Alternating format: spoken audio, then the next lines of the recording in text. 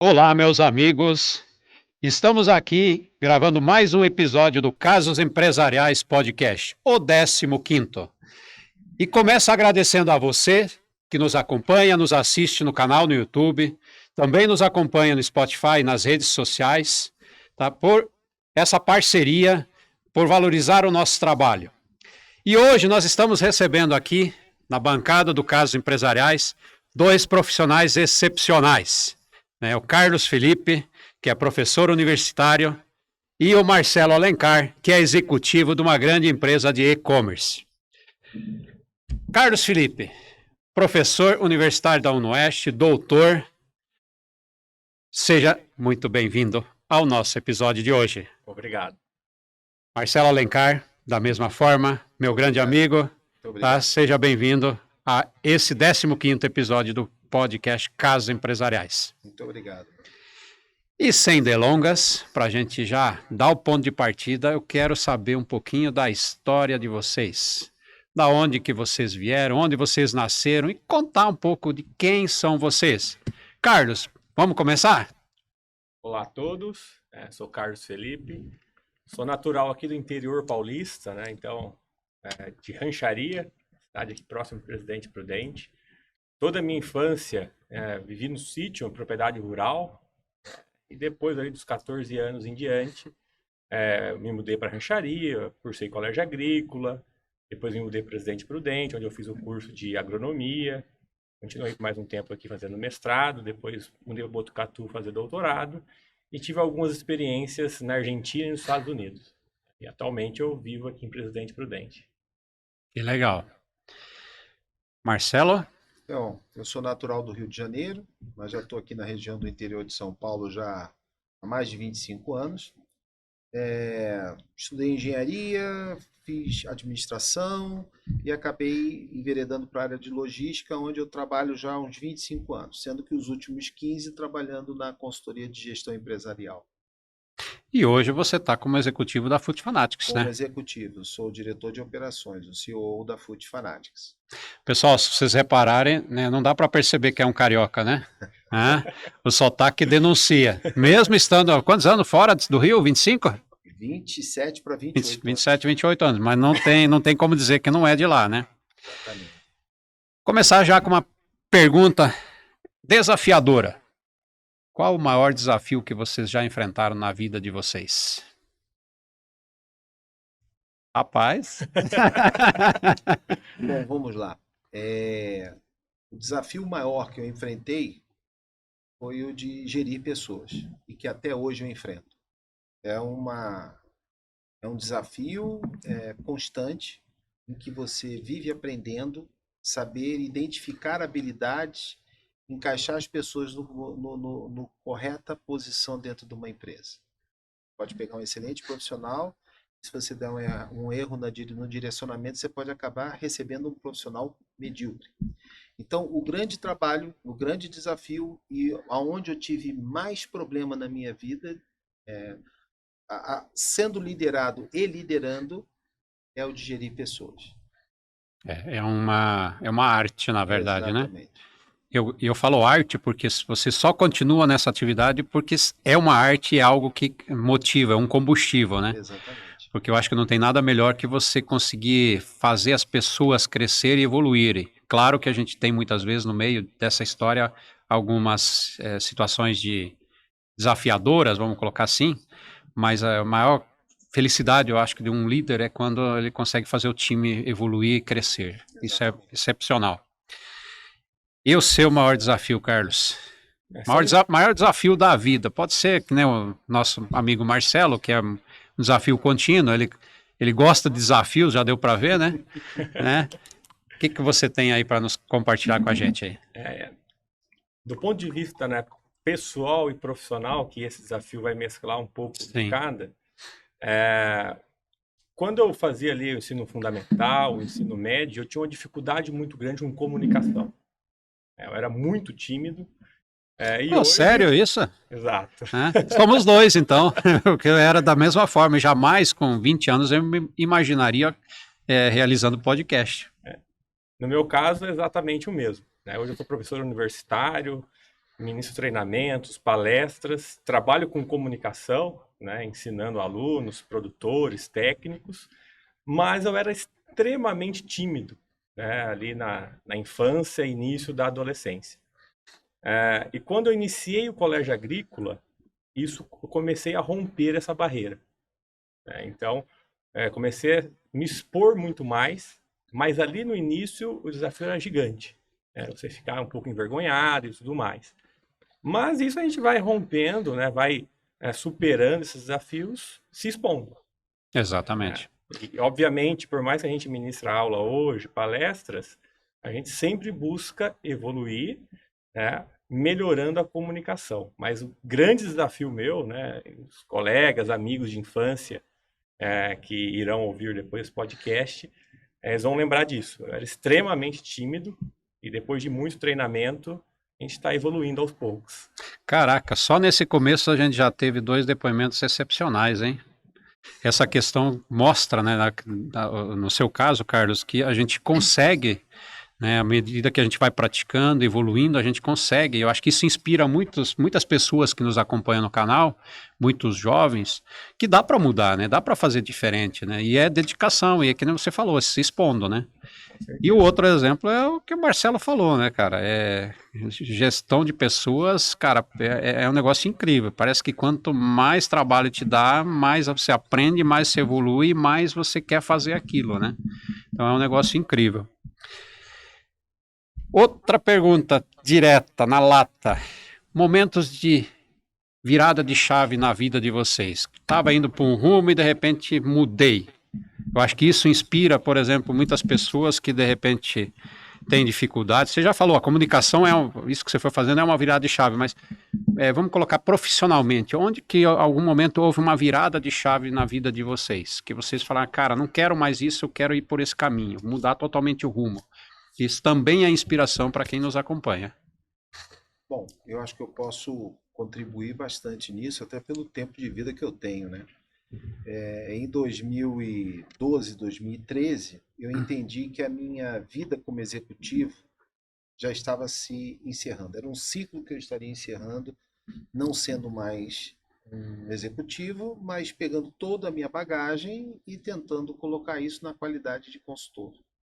Então eu fiz uma virada em 2013, março de 2013, eu assumi a função de um consultor de gestão de logística operacional. Aí eu ainda não estava totalmente direcionado para a gestão empresarial. E por ter trabalhado em pequenas e médias empresas, eu sempre tive muito contato direto e constante com os donos das empresas. E interpretei e entendi que existia uma dificuldade muito grande deles de gerir os profissionais que eles contratavam. Porque eles contratavam em função de uma lacuna de conhecimento que eles tinham e eles precisavam colocar a empresa para continuar no crescimento. Ao perceber isso, gradualmente eu saí da logística, de ser um consultor na área de logística, e passei a ser um consultor na gestão empresarial. E foi a minha grande virada de chave que trouxe o meu projeto, que é o Conselho de Gestão, onde eu ajudo os profissionais, os empresários, a melhor gerir os seus profissionais, os seus executivos. Legal. No meu caso, quando a gente pensa nessa virada de chave, então como eu contei, né, minha família ali, aqui do interior paulista, quando eu vim cursar agronomia aqui em Presidente Prudente, na UnoOeste, qual que era o meu plano? Era voltar, né, para a própria cidade e trabalhar em cooperativas. É que eu tive ali uma experiência antes de cursar a agronomia. Então, esse era o meu plano. Fazer agronomia e voltar a ser agrônomo de cooperativa. Só que quando eu inicio o curso da graduação, logo no primeiro semestre, eu tive contato com a pesquisa científica, né? E a partir daquele momento, a gente começou experimentos e tudo mais, e eu me apaixonei pela pesquisa. E eu decidi, a partir de então, que eu gostaria de fazer mestrado, doutorado e me tornar um pesquisador, um professor de universitário, né? E aí teve inúmeros desafios. Quando eu concluí o curso de agronomia, eu tive propostas de trabalho e tudo mais. Quando eu iniciei o mestrado, tive bolsa, mas no doutorado não. Então, Você teve alguma referência nesse processo ou não? Alguma pessoa, um profissional que te falou, cara, eu quero chegar perto desse cara? sim. Quando eu iniciei o curso de agronomia aqui em Presidente Prudente, eu conheci o meu orientador de iniciação científica e de mestrado, é o professor Fábio Escher. E ele me apresentou a pesquisa. O Fábio é fantástico, né? Exato. Ele que me apresentou a pesquisa e me mostrou as possibilidades. Eu até quero salientar aqui para quem acompanha o nosso episódio, o Fábio Escher, cara, ele é um pesquisador fantástico e ele é da UniOeste também, né? E ele é voltado, ele trabalha muito forte a pesquisa do algodão no Brasil inteiro. Então hoje o Fábio é uma das referências. Vamos ver se uma hora a gente consegue trazer o Fábio aqui para participar de um episódio. Ele é um cara, um ser humano e um profissional excepcional, né? Então, assim, ele que me mostrou o caminho da pesquisa e a partir disso a minha vida mudou. Qual que era o meu objetivo? Viver no interior e não tinha muitas perspectivas de crescimento a médio e longo prazo. E a pesquisa, né, o estudo, o avanço ali durante o mestrado, o doutorado, tive a oportunidade de morar na Argentina, morar nos Estados Unidos, recentemente viajar para a Europa em congressos, né? Então isso foi uma virada de chave. A minha história de vida mudou totalmente e passou por isso, né? Pela continuação dos estudos após a graduação. Legal. Bacana. Qual que foi a decisão mais difícil que vocês já tiveram na vida? Vocês estão vendo que são as perguntas meio secas, né? Direta. Qual foi a decisão mais difícil na vida de vocês? Na vida profissional. Na vida, pode ser pessoal ou profissional. Vamos abrir isso para não restringir. Qual que foi a decisão assim que realmente falou, cara, não sei, sair do Rio de Janeiro, né? Carlos, não sei se, cara, ao invés de ir para o mercado, ir para o mundo acadêmico, vamos lá, vamos começar a conversar. Vamos ampliar as decisões mais difíceis, se for o caso, mais difíceis. Bom, eu acho que a minha foi quando eu me tornei pai e eu tive que optar eu tive que decidir virar um homem de fato, responsável. Eu cheguei a ficar casado, nós nos casamos em 99, eu e minha esposa, Cíntia Alencar, e a gente casou grávido sem saber. 6 meses depois do casamento nasceu o meu filho. E na primeira noite que a gente veio com ele da maternidade, foi muito emblemático, porque eu levantei de madrugada, não consegui dormir para ver se ele estava bem lá no berço dele. E numa dessas vindas, no meio da madrugada, quando eu bati o olho nele, Deus falou para mim assim, agora é para sempre, cara. Ou você muda, não que eu fosse algum desregrado, nada disso. Mas eu não tinha, por exemplo, uma preocupação muito grande com patrimônio, formação de patrimônio, finanças pessoais, fazer planejamentos de vida. Na minha situação, as coisas iam acontecendo. Ia tocando a vida, né? Ia tocando a vida. Mas naquele momento, parece que entrou meia tonelada de carga em cada ombro, mas eu pensei assim, é bom. É bom. Hoje eu tenho um filho maravilhoso que já me deu um neto, o Theo. E esse meu filho, Rodrigo Alencar, para mim é um exemplo a ponto de eu falar que eu quero ser igualzinho a ele quando crescer. Que legal. Mas essa foi a minha maior decisão e a mais importante da minha vida. Tomar um rumo, porque agora eu tinha uma vida que dependia de mim. E logo depois vieram mais duas. Duas vidas. E isso, na verdade, vamos colocar essa decisão, isso também acabou impactando a tua vida profissional, né? Para Sim, com levar de um certeza. outro rumo, né? Com certeza. Legal. E você, Carlos? Eu não tive o privilégio de ser pai, mas com certeza É a tendência, né? é a tendência. Estou no caminho. Mas assim, quando eu concluí meu curso de técnica agropecuária, eu comecei a trabalhar.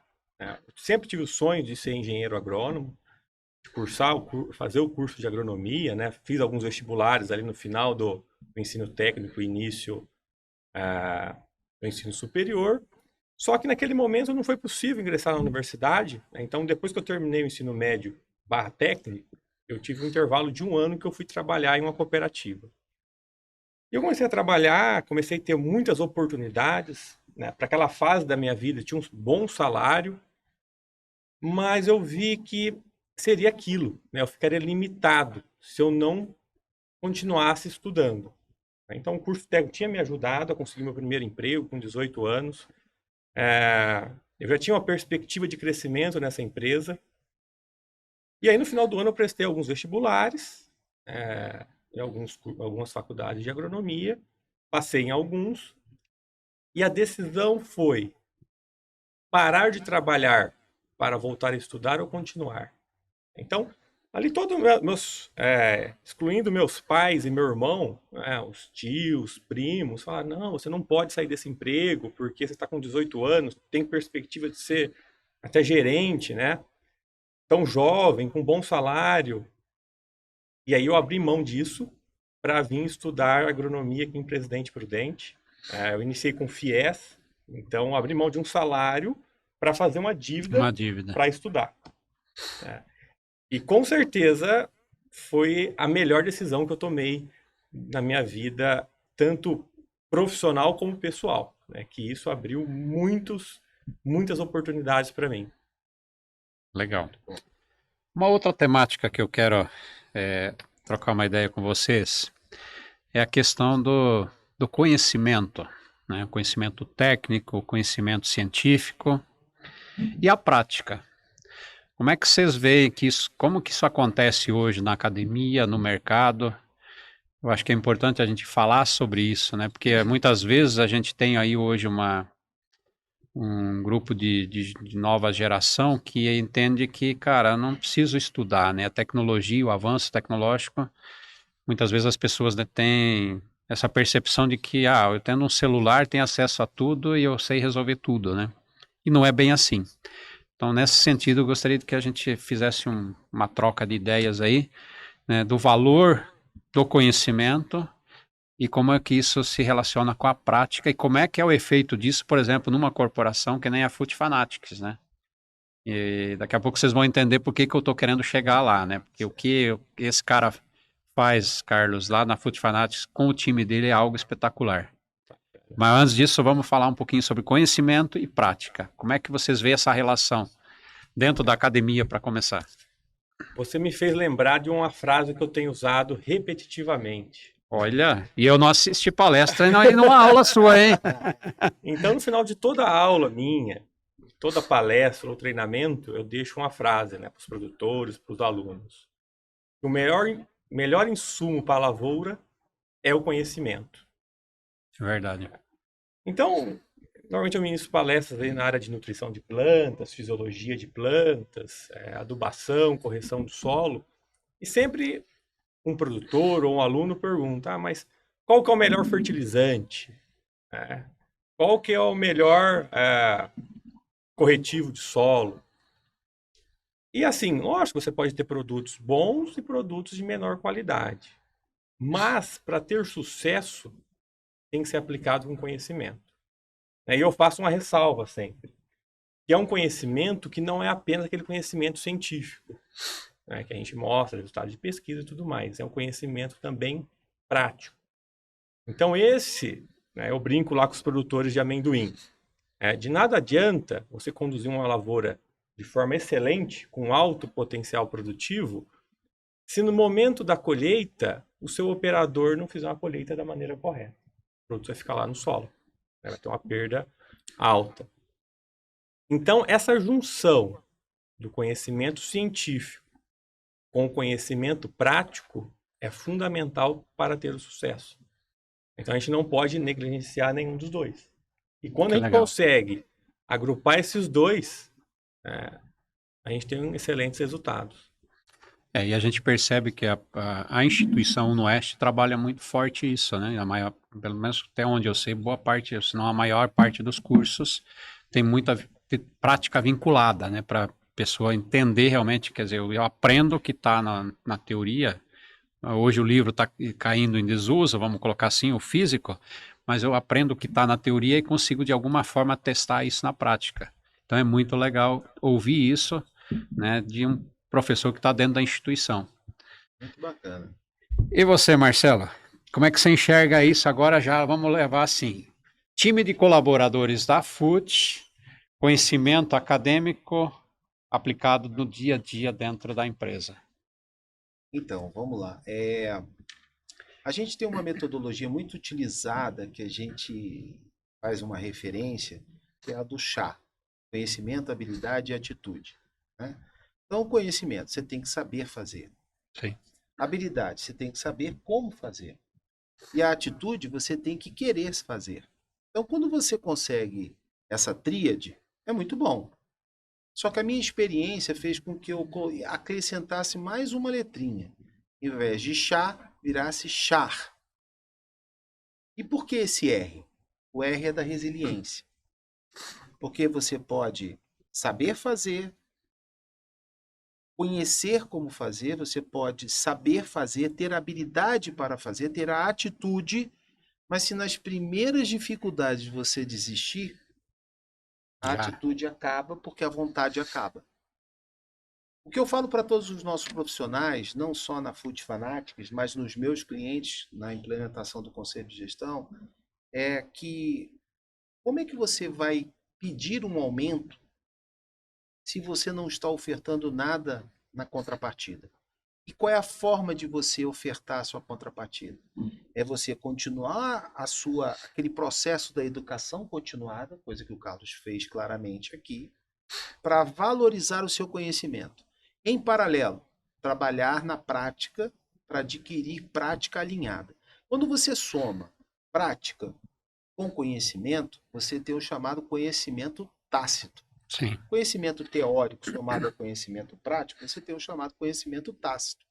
É aquele que vem da vivência, em que você tentou e percorreu o caminho do chá, colocando, obviamente, a atitude em prática, tudo que você aprendeu em prática. Se o que você fez, o que você aprendeu, você colocou em prática e teve um excelente retorno, o que vai acontecer com você? Você vai se tornar mais valoroso. A sua hora vai aumentar. E aí, cabe à empresa e aos gestores, às lideranças dessa empresa, saberem identificar o seu valor. Porque ele está diretamente condicionado aos resultados que você entrega.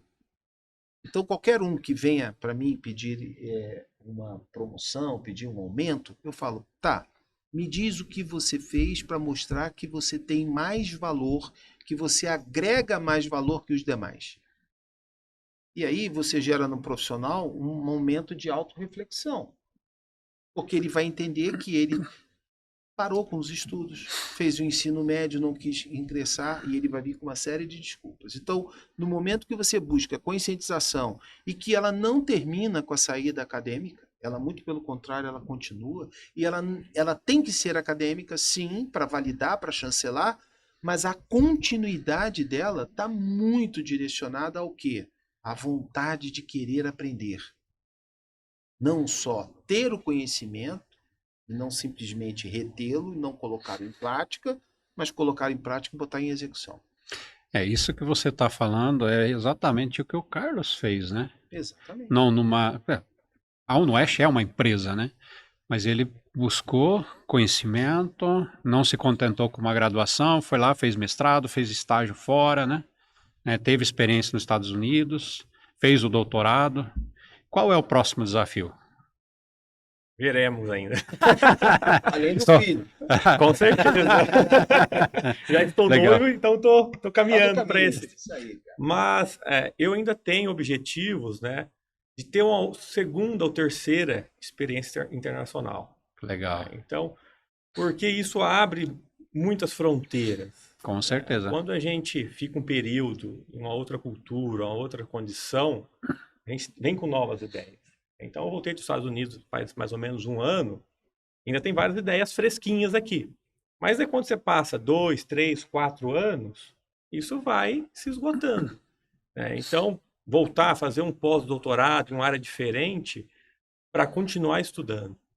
Acho que, mesmo que a gente já concluiu o doutorado, parece que terminou.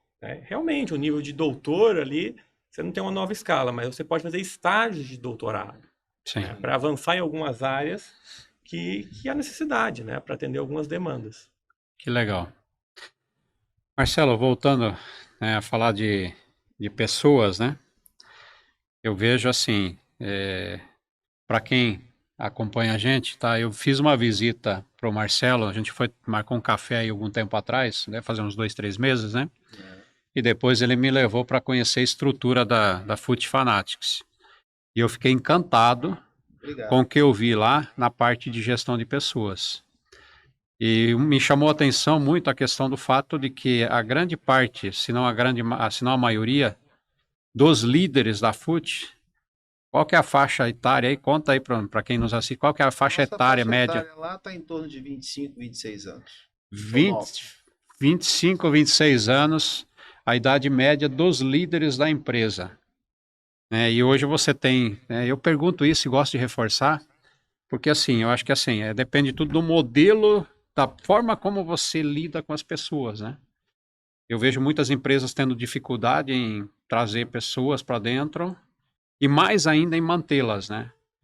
E eu acho que para você mantê-las é a forma como você trata. Não dá para continuar tratando o funcionário de uma forma como se tratava há 20, 30 anos atrás. Exatamente. Né? As novas gerações têm outra visão de mundo e eu acho que as lideranças precisam trabalhar nisso. E aí que eu fiquei assim extremamente admirado com o trabalho que vocês fazem lá. Hoje vocês estão com um time de quantos colaboradores?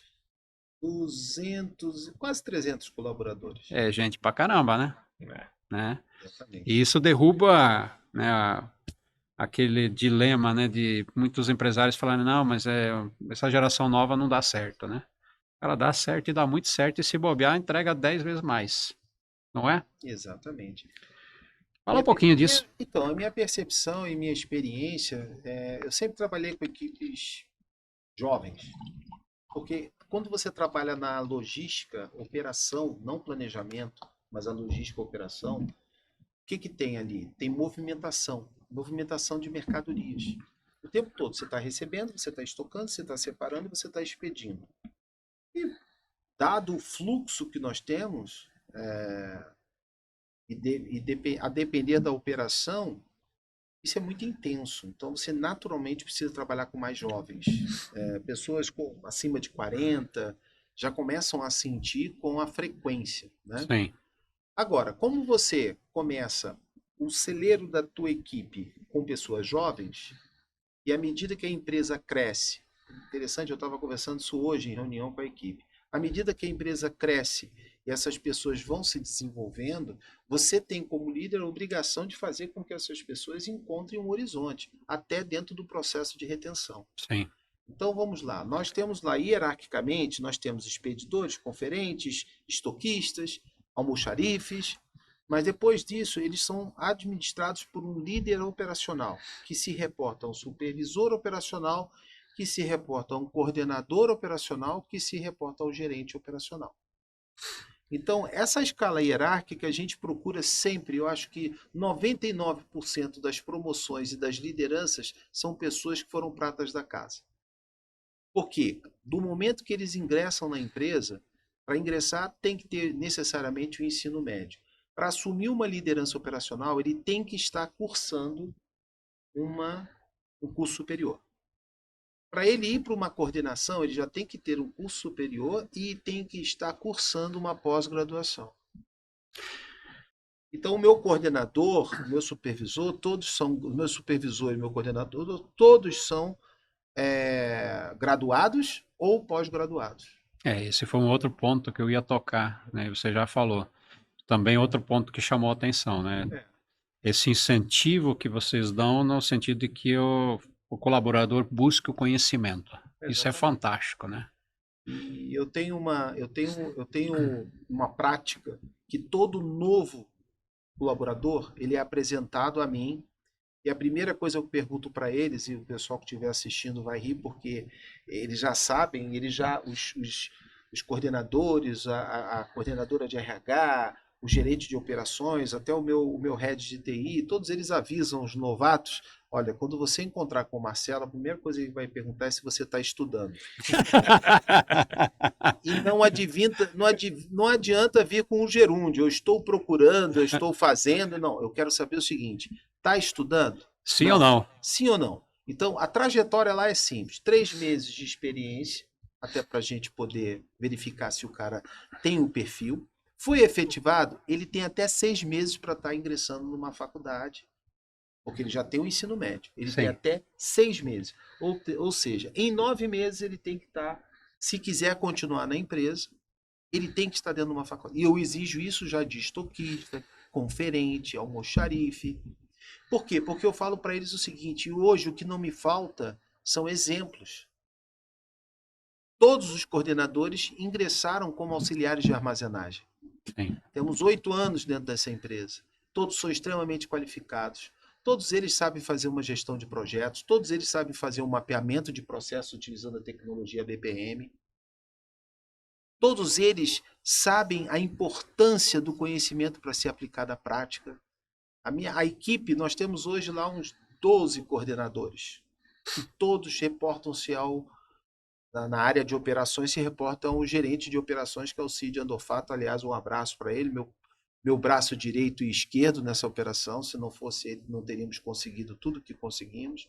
E ele é um dos caras que assimilou muito bem isso e cobra muito bem isso. Então, assim, o cara já sabe. E se ele ficar mancando, eu não quero um almoxarife de 15, 20 anos dentro da empresa. Sim. A pessoa está passando pela minha gestão, ela tem que sair melhor do que quando ela entrou. Claro. Muito bom. E a gente tem essa referência. Eu vou pedir um momento de licença a vocês, para quem está nos acompanhando. Agora a gente vai passar o vídeo aí da UnoOeste, que é uma das patrocinadoras do nosso podcast. Estudar à distância na UnoOeste é se preparar para uma carreira de sucesso e melhorar de vida. Com inovação, experiências digitais, tecnologia e pessoas inspiradoras, a EAD UnoOeste tem tudo o que você precisa para vivências transformadoras. A EAD UnoOeste recebeu nota 5 do MEC, o que reafirma a qualidade do ensino, capacidade da gestão e excelente infraestrutura. Quer experimentar a excelência da educação à distância? Venha nos conhecer e descubra por que a UnoOeste é a melhor EAD do Brasil. Isso é UnoOeste. Bom, pessoal, né, depois de assistirmos aí o promocional da UnoOeste, voltamos aqui para o nosso episódio. Quero aproveitar e agradecer aqui a Marta Bedin, que é uma artista plástica que confecciona as nossas canecas. Então, Marta, muito, muito obrigado aí pela parceria. Tamo junto. Gratidão aí pela vida toda, por isso tudo que você faz pela gente aí, tá? E aí, agora, voltando ao nosso bate-papo, Carlos, eu queria que você falasse um pouquinho, né, sobre esse papel da academia, né, a questão da pesquisa, né, e como é que isso se relaciona para o mercado, né? A gente estava até conversando aqui no intervalo, enquanto estava passando a gravação da UnoOeste, da questão de que, por exemplo, o que a FUT faz, na verdade, ela busca profissionais que buscam se qualificar, e essa qualificação ela é feita pela academia. Né? E aí eu acho que é importante a gente falar, né? Isso, muita gente às vezes fala, são coisas separadas. Não, eu acho que tem que estar junto, tem que andar em paralelo, né? Um ajudando o outro. Essa aproximação talvez pode ter acontecido em algum momento, mas essa proximidade é fundamental, tanto para o crescimento acadêmico, como o processo também de crescimento das empresas no mercado, né? Com certeza. Isso no Brasil a gente tem que evoluir bastante ainda, né? Até falando das ideias que a gente tem quando a gente viaja, né? Quando eu morei lá nos Estados Unidos, no estado de Purdue, que eu trabalhei por um ano, a interação da indústria com a universidade é muito forte. Então, no setor do agro, lá dentro da universidade, tinha salas de multinacionais. Então, essa interação lá é muito forte. Aqui no Brasil, nós temos que evoluir com isso ainda. Até voltando um pouco no ponto anterior, né, na nova geração, não é que a nova geração não vai funcionar no mercado de trabalho, é que talvez a forma, né, de trabalhar com a nova geração é diferente dos anos 70, 80. Né? Então, até na sala de aula, a gente entra nesse ponto, a gente percebe que os alunos, quando você traz questões práticas do dia a dia, eles têm uma interação muito maior. Até me lembro do semestre passado, eu ministrei uma aula de culturas agrícolas, um aluno enviou uma mensagem, falou, professor, sua aula foi muito boa e tudo mais, mas não precisa usar slide. Só você trazer suas experiências do campo com os produtores, a gente consegue discutir tudo sem seguir um cronograma. Sim. Né? E uma jovem. Então, essa geração está cheia de informação. Informação, se a gente pegar o celular, colocar aí em qualquer lugar, parece um monte de informação. Qual que é o que nós precisamos evoluir? Transformar toda essa informação em conhecimento. Como aplicar isso, né? Exato. E muitas vezes o jovem que está cursando um curso de agronomia ou qualquer outro, ele está cheio de informação, só que tem dificuldade em aplicar. Então, por isso, essa interação com o mercado é fundamental. Como isso pode ocorrer? Havendo a aproximação, né, das universidades com as empresas fazendo as demandas que elas têm, isso pode gerar pesquisas, o aluno vai estar interagindo com a pesquisa científica e com a indústria, isso pode gerar um produto, será empregado no mercado, e o profissional vai sair com treinamento. E a empresa, além de usar esse produto que foi desenvolvido, terá um profissional que já está mais habituado com o cenário empresarial, desvinculando um pouco com a universidade. Eu ministro aula no curso de agronomia entre o 6º e o 8º termo. Então já é na fase final. E eu inicio as aulas de culturas agrícolas falando, pessoal, vocês têm que começar a desligar a chave de estudante e começar a ligar a chave de profissional. Uhum. Então, eu vejo que essa interação a nível de Brasil é fundamental. Porque as empresas têm muita demanda. Resolver problemas. Muitas vezes quem vai resolver é a pesquisa. E quem pode estar nesse elo é o estudante, que amanhã será um profissional. Essa vinculação prática, né, da academia com o mercado e a sua aproximação, eu vejo que isso acontece de uma forma muito positiva dentro da tua área lá na UnoOeste, né? Você tem alguns casos que você pode compartilhar com a gente, por exemplo, de algo que foi trabalhado em sala de aula ou foi feito pesquisa e que virou algo, uma solução para o mercado, para uma indústria ou para o agro, por exemplo, que é a área mais forte de vocês? Eu comecei a trabalhar com a cultura que eu sou especialista hoje, que é o amendoim, mais ou menos ali em 2018. E a primeira pesquisa que nós fizemos foi uma demanda de um produtor. Qual que era o ponto? O produtor usava uma população de planta muito alta. Colocava muitas sementes por metro. Naquele momento, em 2018, não era um problema grave, porque a semente era barata. Na última safra, e aí a partir de 2018 a gente fez inúmeros trabalhos com populações de plantas, envolvendo alunos de graduação, alunos de mestrado. Publicamos esses trabalhos em revistas de alto impacto, né? Até o último saiu no Agronomy Journal, que é uma revista americana. E essa última safra aconteceu, o preço da semente, que era R$11 o quilo, foi para quase R$20 um quilo. Isso aumenta muito o custo de produção. Estou falando 90%. Exato. E essa safra, como o preço aumentou muito, a gente tinha uma pesquisa científica desenvolvida dentro da universidade, mas com a demanda do mercado, conduzida por alunos nossos. Vários produtores tiveram a possibilidade de trabalhar com populações menores de planta. E ter a mesma produtividade. Até melhor em alguns casos. Então, vejam como a importância da interação com o mercado. Se a gente não tem interação com os produtores, a gente vai fazer inúmeras pesquisas que às vezes não vai atender a demanda. Sim. Que é outro ponto, outro ponto positivo, hein? Então a demanda vem do mercado. Isso mostra o valor da complementariedade, né? Exatamente. Que legal. Então, de 2018 até hoje, né, até 2025, a gente poderia estar estudando várias coisas que não é a demanda. Gastando tempo, recursos. Poderia ser coisas que serão problema daqui a 20, 30 anos, sim. Mas quando a gente tem interação, a gente sabe o que o mercado precisa. Que legal. Para resolver esse problema. Que bacana. Você quer comentar alguma coisa? Eu queria comentar, porque eu acho que isso é muito pertinente, né?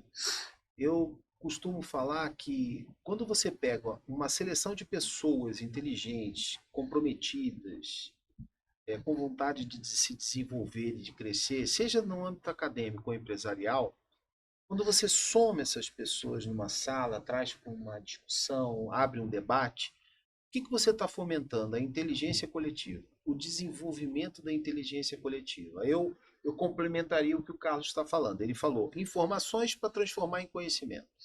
Ok. Em algum momento, alguém pegou dados para transformar em informações. Aí você pega essas informações e transforma em conhecimento. E quando é que você trabalha com os conhecimentos? Continuamente, tendo esse feedback do campo, trazendo para o acadêmico e o acadêmico devolvendo para o campo. O que você tem? Você acaba tendo sabedoria. Exato. E essa sabedoria de negócio é o que agrega e traz, e tem que ser necessariamente, a resultante de valor agregado de um encontro desse. Porque eu fico imaginando assim, bom, o cara é aluno. E depois que ele se forma, nem todos vão ser professores. Eles vão seguir suas carreiras acumulando conhecimento, trabalhando seus conhecimentos dentro das suas empresas, desenvolvendo sabedoria. De alguma forma, lá na frente, a área acadêmica vai ter que buscar essa sabedoria avançada daquele aluno que já está há 10, 15 anos trabalhando no mercado, trazer para a vida acadêmica, reprocessar todo esse conhecimento e essa sabedoria adquirida para devolver cada vez mais valor à indústria. E à medida que você faz isso e você interage, buscando uma interação entre o cara que está lá no campo trabalhando, que já se formou nesse curso, mas que já tem 20 anos de história, traz ele para dentro de sala. O professor ele passa a ser, não diminuindo, mas ele uma função importante como a sua aqui, moderar. Uhum. Exatamente. Trazer a tua teoria do que você falou, pegando o conhecimento prático e falando, olha pessoal, não sou eu que estou dizendo não. É um profissional com 20 anos que se formou aqui. Então quando você desenvolve isso, o conhecimento, a inteligência coletiva, o crescimento é enorme. Individual, coletivo e dos dois mundos. O mundo acadêmico e o mundo da indústria. Gente, que episódio espetacular, hein? Que conversa boa. Mas a gente já está com o tempo praticamente esgotado e eu vou pedir a licença de vocês para fazer o agradecimento aqui. Depois a gente dá a palavra aí para fazer a finalização. Mas eu quero agradecer aí aos nossos patrocinadores, tá? E hoje, graças a Deus, a gente tem uma lista bacana, né? Vamos começar aí pelo Sicredi Rio Paraná. Quero deixar um abraço para o Dr. Jorge Bezerra Guedes, que é o presidente do Sicredi Rio Paraná. Para você que é empresário e quer crescer com segurança, planejamento e parceria de verdade, o Sicredi é a escolha certa. Cooperar é investir no seu futuro e no da sua comunidade. Vem ser Sicredi. Village Marcas e Patentes, mandar um abração lá para o Paulo Soares, que é o diretor, é um dos diretores da Village. Por um mundo menos arriscado. A Village está no mercado desde 1986 e é referência de mercado, oferecendo um caminho seguro e acessível para registrar marcas e patentes, protegendo suas inovações com um toque humano e entendendo profundamente as necessidades de você como profissional ou empresa. Gratidão também à Unoeste, um grande abraço aí para o time da Unoeste, professor Creche, professor Pedro Mora, grandes parceiros, professor Creche, parceiro de uma vida, reconhecido como uma das 3 melhores universidades do Brasil e a melhor universidade particular do estado de São Paulo. Com campi em Presidente Prudente, Jaú e Guarujá, a Unoeste é referência em ensino de qualidade, inovação e formação de líderes para o futuro. Vem ser Unoeste você também.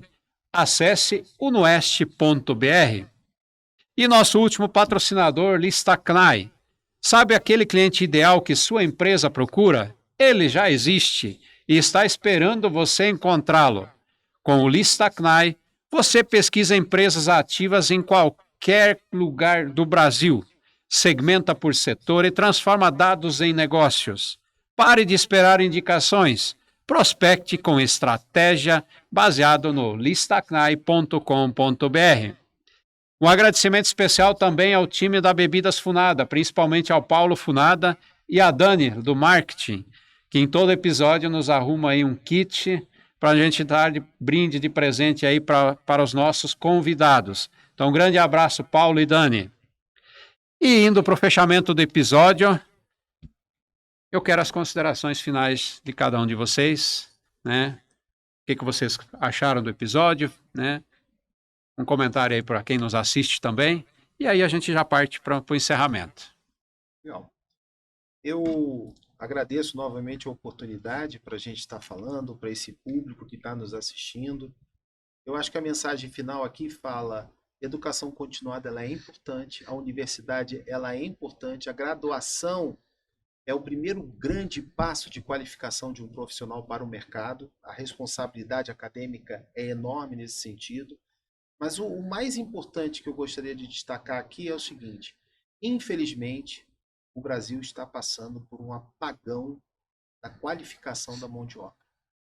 Por mais que tenha o esforço das academias, das universidades, por mais que exista esse esforço, a gente tem tido muita dificuldade. Eu recentemente fiz uma palestra no Tops da D, um abraço para a Denise, uma parceira, uma querida, e ela reuniu empresárias. Eu fiz uma palestra mostrando a importância da gestão para o desenvolvimento e crescimento de uma empresa. E depois que eu apresentei tudo, falei dos conceitos e tudo, qual foi a primeira pergunta que me fizeram? Marcelo, como é que eu consigo encontrar pessoas boas para contratar?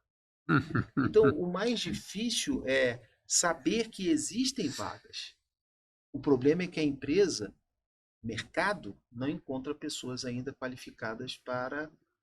Esse é um problema generalizado, né? Exatamente. Então, acho que é isso. Acho que o que fica é o jovem estudar, se qualificar, entender que tanto conhecimento prático como teórico caminham juntos e são essenciais, são necessários. Trabalhar também o seu autoconhecimento para, dentro daquela condição, ser resiliente, porque dificuldades virão e elas precisarão necessariamente serem desafiadas. Legal. Gostaria de deixar um recado para os jovens, né? Então, às vezes o jovem está terminando o ensino médio, terminando a graduação, ele tem aquela dúvida: devo ou não continuar estudando? E qual que é a minha mensagem? Para todo o crescimento que você venha a ter depois da sua formação no ensino médio ou na graduação, todo esse alicerce será dado pelo conhecimento. Então, essa base, uma carreira construída com educação, com conhecimento, é muito mais sólida. Nós podemos ter, sim, um crescimento talvez mais rápido, por outros caminhos, só que a solidez é menor. A gente não tem toda essa base. Então, o conhecimento é a base para o nosso crescimento. Legal.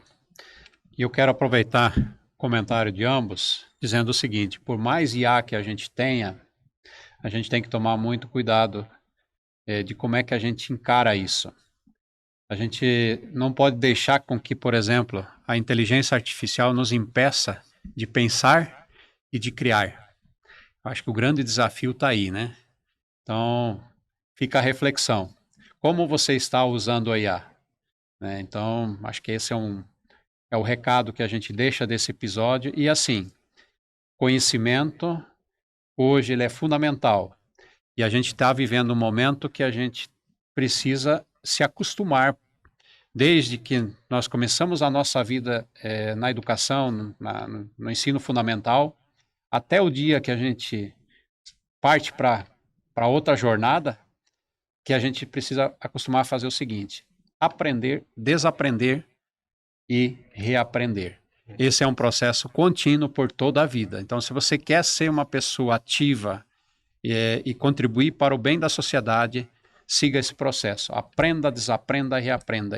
E o desaprender é estar disposto a colocar, de repente, novas perspectivas de vida para você como profissional no mercado.